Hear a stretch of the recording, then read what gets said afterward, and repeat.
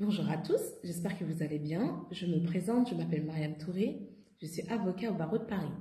Aujourd'hui, je vais vous parler d'un sujet assez délicat concernant les pensions alimentaires impayées.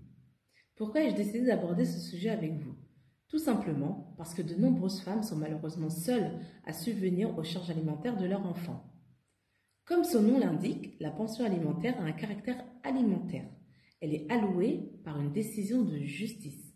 Plus précisément par un juge aux affaires familiales qui va venir fixer le montant de la pension alimentaire en prenant en considération les charges et les dépenses de chacun des parents. Le juge aux affaires familiales va également prendre en compte les besoins de l'enfant. Le fait de ne pas payer cette pension alimentaire peut être vécu par certaines femmes comme une violence économique. Que faire en cas de non-paiement de la pension alimentaire? Plusieurs possibilités s'offrent à vous. Tout d'abord, il vous faudra un titre exécutoire, c'est-à-dire une décision de justice. Ce titre exécutoire doit faire l'objet d'une signification, c'est-à-dire que la partie adverse doit être informée de cette décision. Cela se fait généralement par voie d'huissier. Le créancier a la possibilité d'attaquer le débiteur au pénal. Pour ce faire, il devra porter plainte en amont.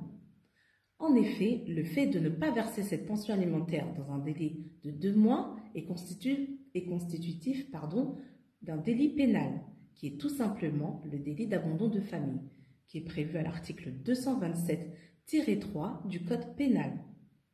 Ce délit est passible d'une peine pouvant aller jusqu'à 2 ans d'emprisonnement et 15 000 € d'amende. Le créancier peut également engager des procédures de recouvrement en cas de non-versement de la pension alimentaire ou en cas de versement irrégulier. Le délai de prescription est bien sûr de 5 ans. Avant toute procédure de recouvrement, le créancier doit adresser une mise en demeure de payer au débiteur. Si ce dernier ne répond pas à la mise en demeure de payer, il pourra recourir à un huissier de justice qui engagera bien évidemment une procédure de paiement direct.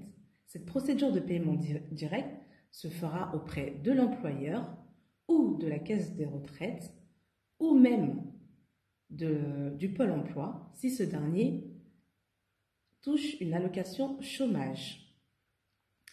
Le créancier a la possibilité notamment de s'adresser à la CAF, à la caisse d'allocation familiale, qui engagera une procédure de recouvrement des impayés de la pension alimentaire. En attendant, la CAF pourra vous verser une ASF, c'est-à-dire une allocation de soutien familial. Vous pouvez notamment vous adresser à une agence de recouvrement. Le créancier peut également se rapprocher du Trésor public. Toutefois, il devra écrire un courrier au procureur de la République. Ce recours n'est possible que si les autres ont échoué. Je vous parle bien du recours qui peut être fait devant le Trésor public. Ce recours n'est possible que si les autres ont échoué. J'espère que j'ai été claire, que la vidéo vous plaira et vous aidera bien évidemment. Je vous souhaite de passer une bonne fin de confinement et de faire attention à vous. Merci beaucoup.